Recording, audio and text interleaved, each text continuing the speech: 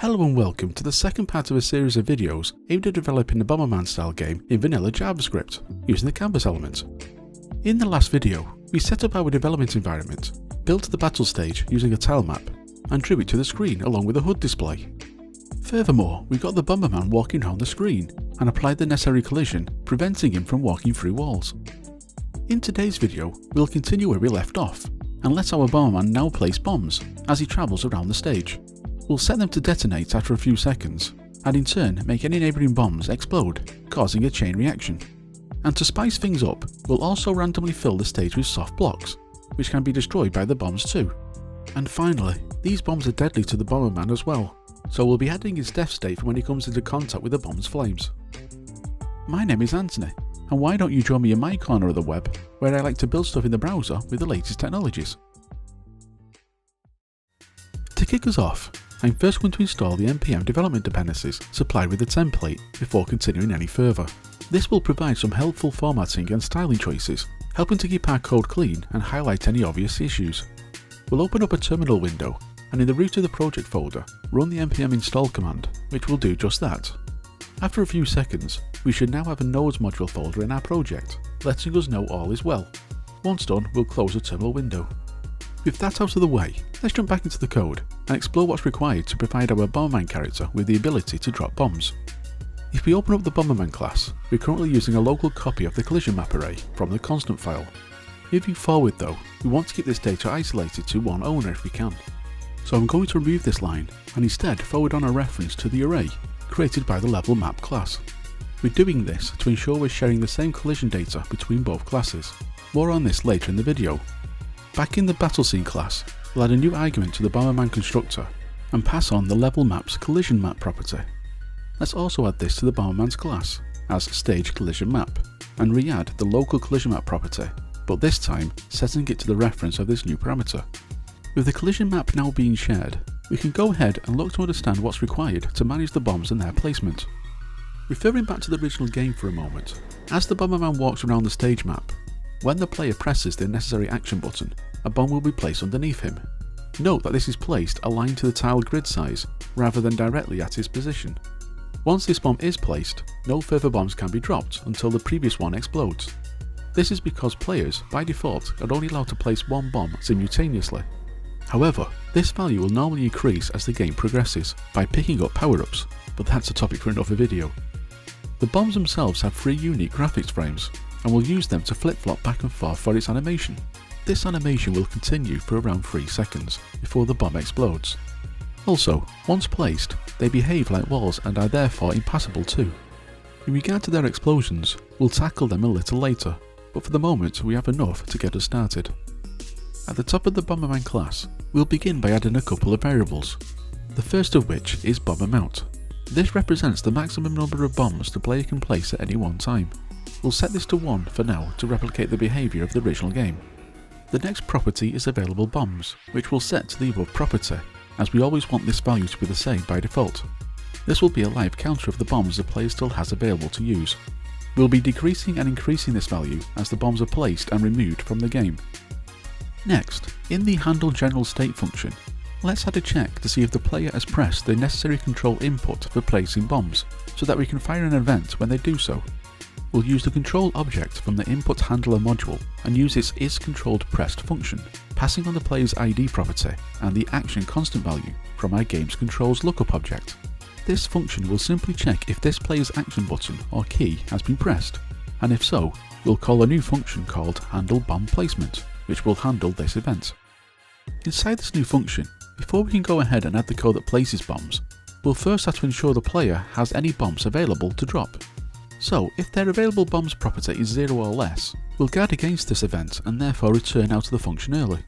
If they can, we'll next get the player's cell position on the tile map. A cell is a location value of a grid, such as our tile and collision maps. For this tutorial, this will be the row and column values. To get the cell location value, we'll use a player's X and Y positions and divide them by the tile size constant value. As we need cells to be whole numbers, we'll wrap these calculations with a map floor function too. We'll also need to ensure this cell on the collision map is unoccupied before we can continue. Let's perform a quick comparison check by using the empty collision tile. Again, we'll exit early if it's not.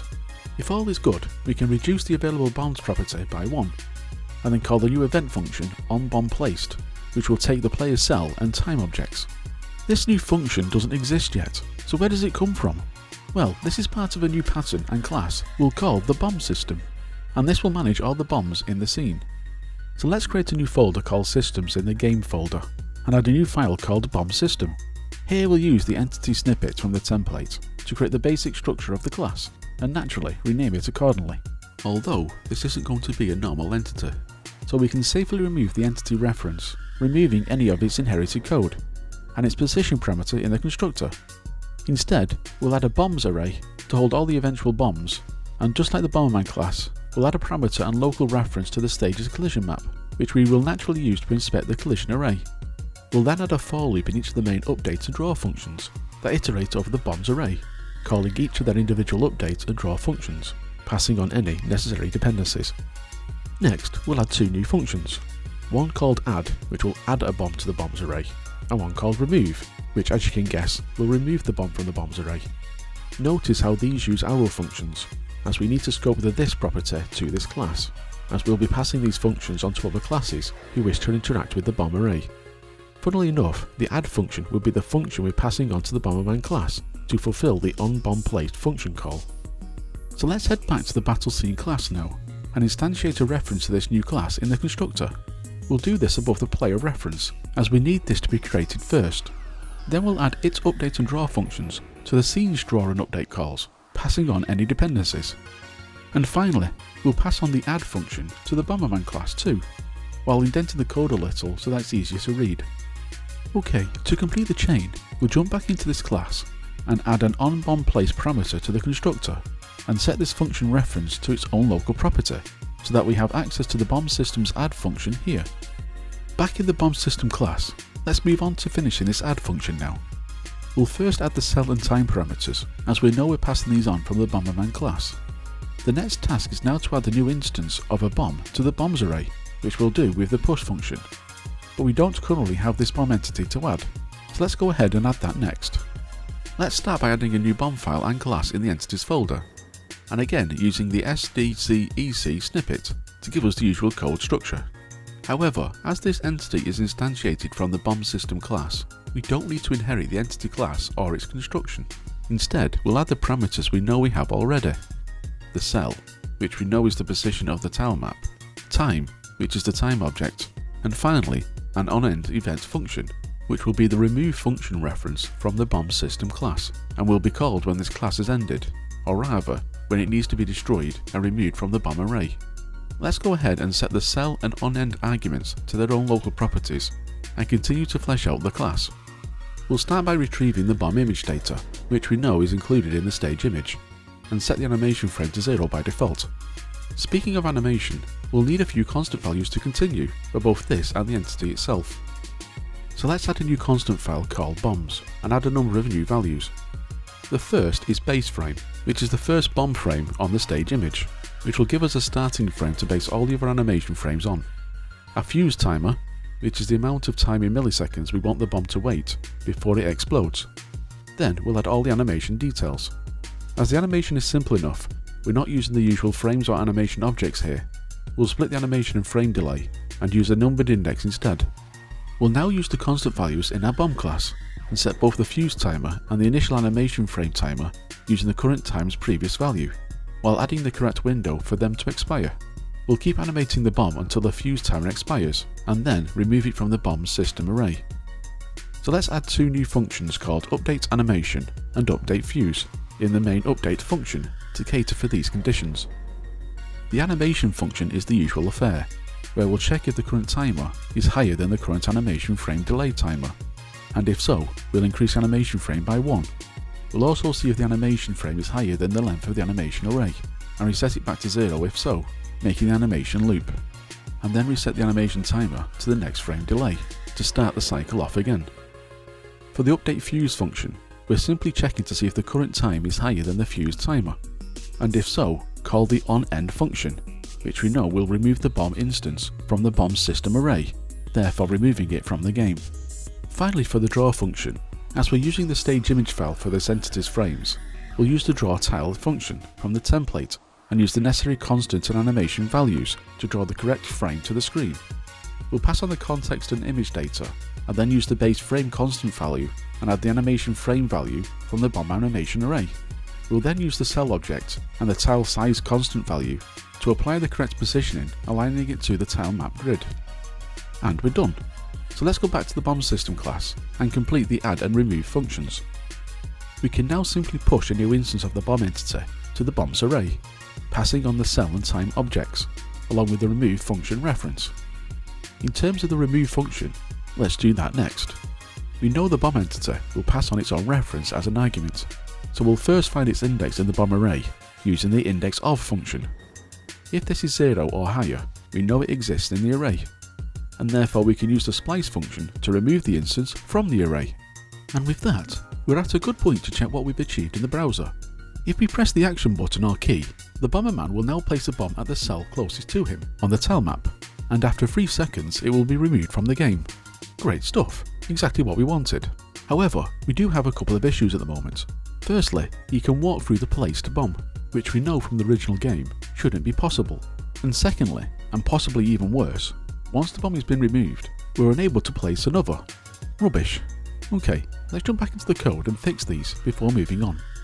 In the handle bomb placed function in the Bomberman class, we're going to pass on a new local callback function named handle bomb exploded, which will be called when the bomb has been removed from the game. Inside this function, we'll check to see if the available bombs property is less than the bomb amount property, and if so, increase the available bombs property by 1. It was this property that was blocking us from planting any further bombs, due to the check here. This new event function will look to repellish the player's bombs when they explode. So to complete this, back in the bomb system class, we'll add a new parameter to the add function, and then continue to amend the bomb's onEnd callback function. Instead of calling the remove function directly, we'll wrap it in a new function and add a call to the new onBombExploded function too. This means when the bomb's fuse has elapsed, it will continue to be removed from the game, but will also now attempt to increase the available bombs property for the Bomberman. Nice. To make the bomb impassable, we'll need to update the collision map with the correct collision tile number, although at the moment we don't have one for the bomb. In the level data constant file, we'll add a bomb property and give it a value of 21, under the wall property. As this value is higher than the wall value, we know from the previous video that Bomberman's collision code will still work as normal here, and will react to the bomb tile just like a wall tile. We can now go ahead and update the collision map at the cell position with this new bomb tile value when a bomb has been placed.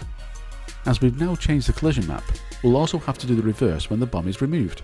So we'll repeat this call in the remove function, but this time set it to the empty tile using the bomb cell object. Checking the results in the browser now, the Bomberman can place bombs just as before, but this time, if you try to walk through them, you'll be blocked in the same way as if it's a wall. Also, once the bomb is removed from the stage, you are no longer blocked as expected. Furthermore, you can place another bomb. Good stuff. One last thing we should look to deal with before moving on, however, is the collision of the bomb when it's initially placed. As we've applied a collision tile in the location under the Bomberman, its collision detection will get somewhat clunky, because it assumes we're standing on a wall.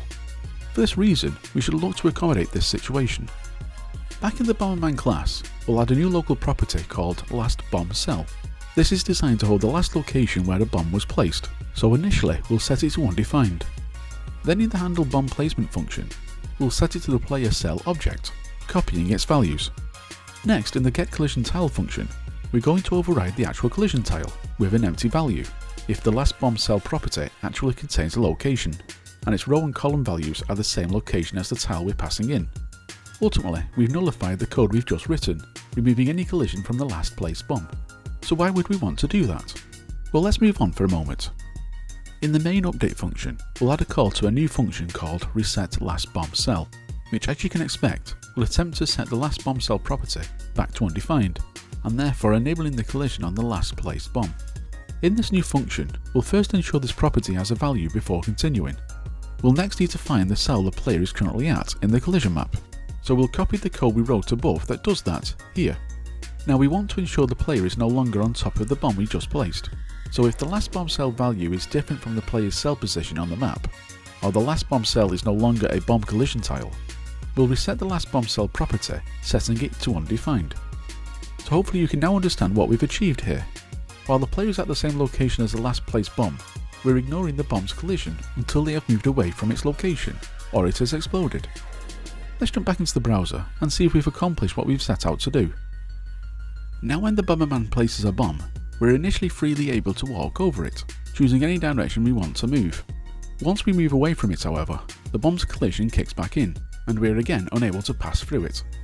This piece of code removes the strange stuck-like behaviour we've previously had. Nice. Okay, with the bomb placement now complete, let's move on to exploring its explosion next. In a battle match, when bombs explode, they attempt to shoot out flames in all of the 4 available directions: up, down, left and right. By default, these flames will have a length of 2 tiles, but as mentioned previously, this can be extended with power-ups. These flames can both be deadly and helpful, as they will generally destroy anything in their path.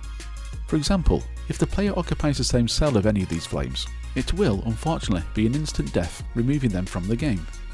If the flames collide with another bomb, it will cause a chain reaction, exploding those bombs too. On a side note, this can be great for extending the bomb's coverage, but can be deadly not only to your opponents, but also, as mentioned, to yourself too. Now that we have a little more understanding of how bombs work, let's put this knowledge into code. We'll start in the Bomberman class, and add a new local property called bomb strength. This will hold the length of the flames the player's bombs currently have, which we know is 2 by default. We'll then add this property to the onBombPlaced function's argument list in the handleBombPlacement function, and then in the bomb system class, we'll replicate this change on its add function. We're doing this so that the bomb system class knows the strength of the bombs it's adding to the array. Currently in the bombs onEnd function, we're removing the bomb from the game when the fuse timer expires. Although, what we really want is to replace the bomb with an explosion instead. So let's remove the remove function, great choice of words there, and add a call to the new function named handleBombExploded in its place. We'll add this underneath the onBombExploded function though, and pass on the required arguments too to help us set up this function. Inside, we'll copy the initial lines from the remove function that finds the index of the bomb entity in the bombs array, and ensure it exists before continuing.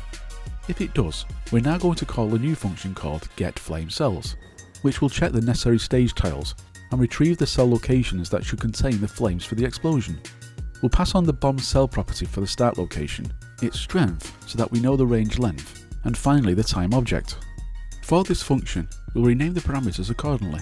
Bomb cell becomes the starting cell, and strength becomes length. Then inside, we'll first create a flame cells array to hold the total flame objects required, and return that back to the original function. Before we start populating this though, we'll quickly jump back to the bomb's constant file and add another lookup array called flame direction lookup. This holds the 4 directional offsets the explosion can fall into. Each direction has its own column and row offset values. We'll be iterating over these sets of values one by one, and using them as an offset from the starting cell for the length of the explosion. A minus value means we go back a row or column, and a plus value means we go forward a row or column. So back in the getFlameCells function, we'll define a for-of loop with this lookup array, and deconstruct the row and column offsets from it. We can now pass these on to another new function called getFlameCells4, which will house the actual logic for collecting the flame cells. The idea here is that we can reuse this function and navigate away from the starting cell for each direction, collecting the results and passing them back here as one total array list. Let's create this function then, and again create a flame cells array to hold the directions flame cells. We'll next set up the initial starting position cell object and spread the start cell onto it. We're doing it this way as we don't want to mutate the original object. Then we'll create a for loop where we'll iterate over the length of the explosion. Inside this, we'll now add the offset values to the cell object we just created, to move to the next cell location based on the offset values, which we know relate to one of the 4 directions. We'll now check the collision map at the cell location to see if it's free to place a flame cell by using the empty constant value. If not, we can break out of the loop early, as we know we've hit something else, and therefore unable to continue. You can probably think of battleships here, I guess. If we do have an empty cell, we can go ahead and push a new instance of the data into the flame cells array. Each cell data consists of 3 properties: the cell location, an isVertical boolean to determine if this flame cell is vertical or horizontal, and an isLast boolean to determine if the flame cell is the last cell in the explosion. We'll be using this data to place and draw the flame tiles. Once this loop has completed, we'll return this data back to the final collected flame cells array. Back in the getFlames function, if this array contains any values, we'll now spread them onto the flame cells array. creating a complete list of required flame cells for the explosion. We'll delve into this a little more in a moment, but first let's create a new bomb explosion entity in the entities folder, which will take this flame cells array and use it to draw the explosion to the screen. We'll again use the entity snippet and again remove the reference to the entity class. This entity will take a cell position, the flame cells array, a time object, and finally an on-end callback function. We'll set these to local properties and continue to add the image reference, which again is the stage image, along with setting the initial animation frame to 0. To continue, we'll need yet more constant values, so let's jump over to the bomb's constant file and add some. We'll first add the explosion frame delay and the animation tile array, which is the centre of the explosion and has a unique animation specifically for itself. Next is the flame animation, which will be used by all the other flame tiles surrounding it. As this uses an index value list, similar to the bomb animation above, we'll also need a base frame to use as a base for each of the variations of the flame tiles. So we'll create those here too, next to the main base frame constant value. These frame base values include both the horizontal and vertical midsections, and all of the 4 directional endpoints.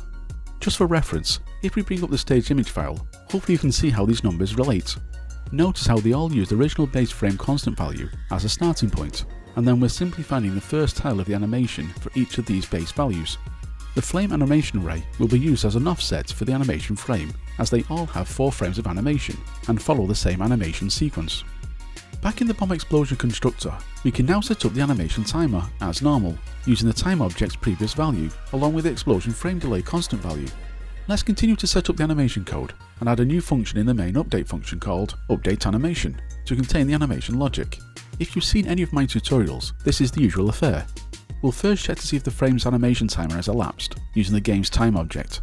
If it has, we'll move to the next frame in the animation and set the frame animation timer for this new frame. As this entity only exists for one cycle of the animation, we'll next check if the animation frame is higher than the animation length, and if so, we'll first reset the animation frame back to 0 to ensure we don't cause an array overflow. I then call the onEnd callback function, which we know is the remove function from the bomb system class, which we also know will remove the entity from the game. And lastly, for the main draw function, we'll need to cater for a number of things here. We'll start by drawing the centre tile of the explosion by using the drawTile function supplied with a template. This follows the same structure as the bomb entity, but uses the explosion animation array for its animation frames. We'll now focus on the frame cells, as we'll be importing all of the other base constant values. Let's quickly format the import to tell VS Code how we preferred it to be done for this file. Then in the draw function, we'll loop over the frame cells array with a for-of loop. Before we can move forward though, we'll first need to get the base frame for the cell we're drawing. We'll create another function for this called getBaseFrame and pass on the frame cell object. In this function, we can use the isVertical and isLast boolean values from the frame cell to determine which base frame we'll need, be it a midsection or one of the endpoints. Notice we're also using the flame cell's location to determine the direction. To finish off the draw function, we'll use the drawTile function to draw this flame to the screen, using the base frame and the flame animation index array. And to complete the bomb explosion, let's finish updating the bomb system class. In the handleBombExploded function, as we know the index for the bomb that has exploded, we can actually replace the bomb entity reference we currently have in the array with the new bomb explosion entity. This fundamentally removes the bomb from the game. And finally, just like the remove and add functions, we'll have to update the collision map with the necessary collision tiles while the explosion is in motion. In the collision tile enum object in the level data constant file, we'll add a new property called flame and give it a value of 10. Note that this tile has a lower value than the wall tile, so we know the Bomberman can still walk through it as expected. With that in place, let's now copy the collision map line from the function below and reuse it in the handleBombExploded function, amending it to use the flame tile instead. This handles the centre cell, but we'll also need to loop over the flame cells and do the same for those too.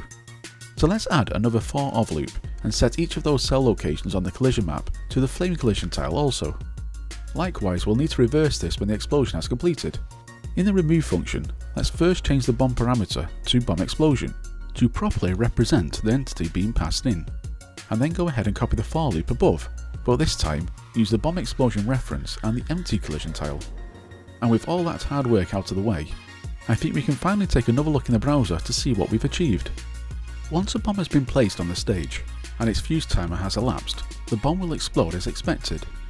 Its flames will spread out from its centre in all 4 directions, with its default length of 2 tiles. If any of these flames are blocked by a wall, they will be cut short and not overlap those tiles. All good so far. However, at the moment, the Bomberman is safe from these flame tiles, which is great from a player's point of view, but if we want to replicate the original game, we'd really want him to die when colliding with these flames. So how would we do this? Let's quickly open the DevTools for a moment and navigate to the bomb system class file. In the handle bomb exploded function, we'll place a breakpoint on line 56 after the collision map, which has been updated with the flame collision tiles. When a bomb explodes, this breakpoint will be hit, allowing us to inspect the collision map array. Doing so, we can see the flame tiles correctly appear in this array as 10 in all of the cell locations. Basically, what we want to do is check if the Bomberman is located on a tile that has a 10, or rather, the flame collision tile. This is why we've just updated the collision map with those values. Just for completeness, we'll place another breakpoint on line 67 in the remove function, which we know is called when a bomb explosion is removed from the game. If we press play on the debugger and wait until the explosion animation plays out, this breakpoint will be hit. Now if we inspect the collision map array, you'll notice these 10 values have been replaced with zeros, or rather the empty collision tiles, meaning these cells are now safe once again to walk on. Good stuff. Knowing this, let's head over to the code and unfortunately give Bomberman his death state. Starting with the Bomberman constant file, we'll add the required properties to all the things to set up this new state.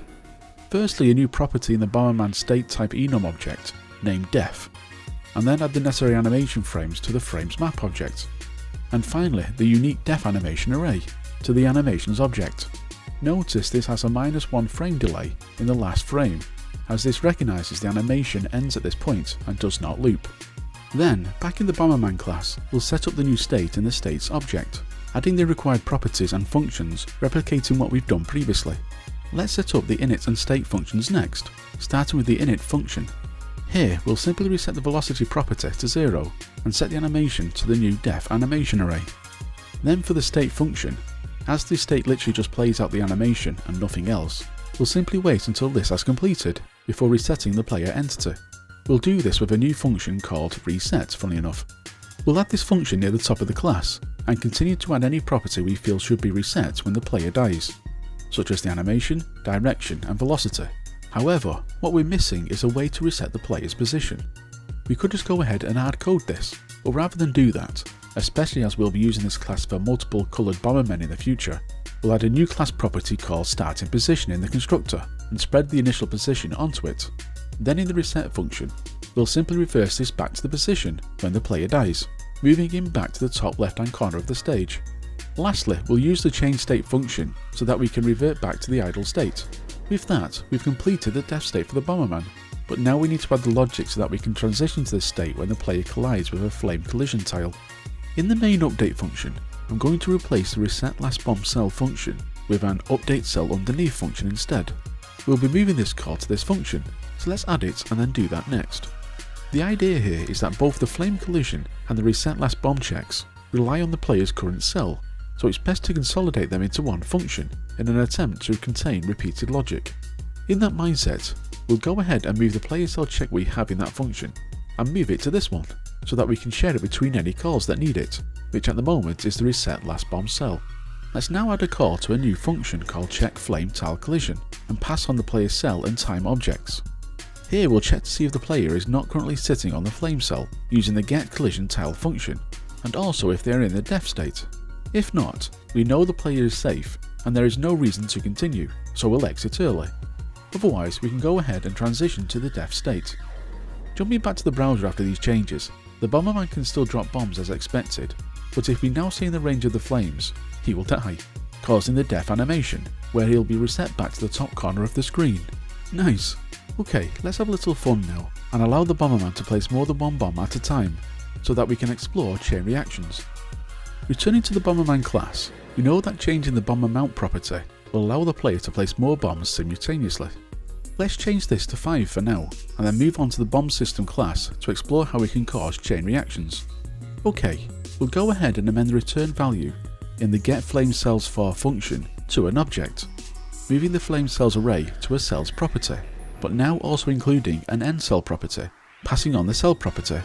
This provides us with a final cell location the flame got to in this direction, either by exceeding its length or by colliding with something other than an empty cell. In the get flame cells function, we'll update the return value to match the above and deconstruct both values from it. Let's now call another function called handleEndResult and pass on the new end cell property. This function will take the necessary action to whatever the bomb has collided with. We'll first find the end result tile by checking the collision map at the end cell location, and then add a switch block to check which tile this is, and respond accordingly, although at the moment we know this is just a bomb tile. From here we'll find the necessary bomb in the bombs array, at the same cell location as the end cell. If this is not found, we'll just return early and ignore this instance. However, if a bomb has been found, we'll go ahead and set its fuse timer to a reduced time, or rather a constant value named bomb explode delay. We don't have this just yet, so in the bombs constant file, we'll add this in between the other bomb constant values. This has a value of 8 game frames, or roughly 130 milliseconds, far shorter than its initial 3000 milliseconds timer, meaning the bomb will explode much sooner, causing the ripple effect. Once done, let's not forget to import this back into the bomb system class before moving on. Checking the results in the browser now, the first thing you'll notice is that we can now place 5 bombs at any one time. But also, if these are placed within range of other bombs' flames, it will set that bomb to explode too, causing a chain reaction the Bomberman series is so famous for. At this point, we've pretty much completed the bomb's mechanics, but let's make it a little more interesting and move on to the last subject for today, adding wall blocks around the stage and allowing the bombs to actually destroy them. Referring back to the original game for a moment, at the very start of a battle mode game, the stage will be filled with randomly placed blocks. These blocks first and foremost cause a barrier between the players, preventing them from walking around the stage freely, impeding their movement, just like standard walls. The difference between these and standard walls, however, is that we can destroy them with our bombs, removing them from the game, allowing us to carve out a path to our opponents. Some of these blocks will also randomly drop power-ups when destroyed, to enhance the player's abilities, but that's a topic for the next video in the series. For now, let's return back to the code and implement these next. Starting in the level data constant file, we'll first add a new max blocks constant value and set this to 50. This value will be the maximum number of blocks we'll be looking to create on the stage. We'll next create a new lookup enum object called mapTile. This lists all the available tiles for drawing the tile map, hence its name. In the same way, the collision tile enum object lists all the collision tiles for the tile map. You may notice these values also marry up to the tile map array below, although the main thing to notice is that it includes a block value, which represents the destroyable wall we'll be using to place around the stage. We'll next add another lookup object that links these two tile numbers together by the mapTile value. More on this subject in a second. In the level map class, we'll add a new function to the build stage function called addBlocks, which will, as you can guess, add blocks to the stage. Inside we'll create a blocks array to hold the block instances we're adding. Then we'll use a while loop to add randomly placed blocks to the stage. For this reason, we'll be comparing the array's length to the max blocks constant value. So when we've hit 50 blocks, we'll exit the loop knowing the stage has been filled. To do this, we'll use the math.random function to pick a random row and column available in the playable area of the stage, and then store these values in a cell object. Notice we're using the tile map's length for the number range, but reducing it by the number of tiles that surround the main game area to get the correctly adjusted range. Once we have this cell value, we'll pass it on to a new function called addBlockTileAt. We're doing this to ensure the cell we've randomly picked is suitable to house a block tile. If this function returns true, we know we've successfully added a block and will therefore push it to the array, increasing its length. Inside this new function, we'll check to see if the chosen cell on the collision map is empty. If it is, we'll go ahead and update the stage image, and the tile and the collision map arrays, to correctly represent a block tile we're attempting to add. Referring to the code above, we already have a function that does some of this, called updateStageAt, so let's extend this to accommodate our needs. We'll first rename it to updateMapAt, and change its individual row and column parameters to just cell instead for consistency. We'll then update the current contents of the code to match this new signature. We'll now call this function within the addBlockTile function, passing on the random cell we've selected and the block map tile. Now in the updateMapAt function, we'll add the tile and collision map updates too, using the cell and the map2collision tile lookup objects to complete the necessary changes. Finally, we can then return true back to the addBlocks function. Okay, let's see what this has achieved in the browser. Well, it has definitely done what we've asked for, but unfortunately, as we're placing the blocks randomly, there's potential for them to be placed at the player's starting positions. which is something we really don't want to happen. So let's look to resolve this next. Back in the level data constant file, I'm going to add a further lookup array called player start chords, which lists all the cell locations we'd want to exclude blocks from being placed. Looking more closely, each line represents the cells for all of the 5 players' starting positions. The last line is the player that starts in the centre of the map, which, as you can see, has a few more cells than the others. Then in the add_block_tile function in the level map class, let's check to see if the randomly selected cell is any of these cells. We'll use the array sum function that will iterate over the array, comparing the row and column values, and return true if the cell does exist in the player start chords array. We can then simply add this result to the following line, and return false if so. Returning back to the browser now, if we continue to refresh the page, and therefore redraw the stage, you'll notice no blocks are being placed in the player's starting positions. Good stuff. This allows the players to move freely at the start of the game, placing bombs to get out of their initial position. Although, right now, our bombs have no effect on the blocks themselves. Ideally, we'd want these blocks to be destroyed if the flames collide with them. Currently they are static and part of the stage image. Something will need to change if we want to animate them being destroyed. Okay, let's look to correct this next then. We're going to follow the same practice we applied to bombs for the blocks, and use another system class to house any logic and instances of the blocks within the stage. So to start us off, we'll first create the block system class in the systems folder, and again use the entity snippet and remove its inheritance. The only dependency for this system is the stage instance, so we'll pass that into the constructor and create a local reference to it. We'll also need an array to hold the blocks, which we'll iterate over in the update and draw functions, again just like the bomb system class. We'll add the skeleton functions next for the add and remove functions too, so that we can add and remove the blocks required for the game. Again, yep, you guessed it, like the bomb system class. We'll now create the block entity class this system will manage. Note that this entity's sole purpose is to animate the block's destroyed animation before being removed from the game. So in the entities folder, we'll create a new block entity and class, removing its inheritance as usual. This entity will take a cell position, the time object, and an onEnd callback function. Yep, just like the bomb class. As this entity's animation is incredibly simple, we'll add its frame delay and number of frames constant values at the top of the class, before finishing off its construction. We'll define the image, which again is the stage image, the animation frame, which is the block map tile, and finally the animation timer. We'll repeat the same pattern we applied to the bomb class here also, adding the update animation function to the main update function. The only difference is that we're using the number of frames constant value to check if the animation has played out successfully. If it has, we'll call the onEnd callback function as per usual. Then in the draw function, we'll again use the draw tile function using the local cell and animation frame properties. Nothing unusual there. Then back in the block system class, we can hook up the new entity in the add and remove functions, pushing a new instance into the blocks array in the add function, and following the same code as before for removing a bomb instance from the array. The only difference here is that we're reusing the shapes update map at function, using the block cell location and the floor map tile to update the necessary stage dependencies appropriately. Let's create a new instance of the bomb system class now in the battle scene class. In its constructor, we'll add it above the bomb system instance, and then add a call reference to its update and draw functions in the class respective functions. With the bomb system set up, we can now look to instantiate the block system when the bomb's frames collide with a block tile. We'll first pass on its add function reference to the bomb system class, and mirror this in the constructor, creating a local reference property called onBlockDestroyed. And to complete this, in the handle endResult function, we'll add the block collision tile as a new case, and call this callback function, passing on the end cell and time objects, remembering this time to add the break statement. As with the bomb case, this will call the onBlockDestroyed function, which we know is the add function, from the block system class when the block flames collide with a block collision tile, which in turn will remove the block tile from the stage and the tile map, using the update map at function. Checking the results in the browser now, when the bomb explodes and the flames collide with the block, it sets off its destroyed animation and removes it from the game, just as we wanted. This allows the Bomberman to advance and place bombs where he wouldn't normally be able to. Combining this with multiple bombs and their chain reaction, you can see we're causing considerable damage to the stage. And with that, I think we've covered most of the main game mechanics. Nice! Before we close up for today's video, I think it's time for some refactoring. So let's take a step back and see what we can improve.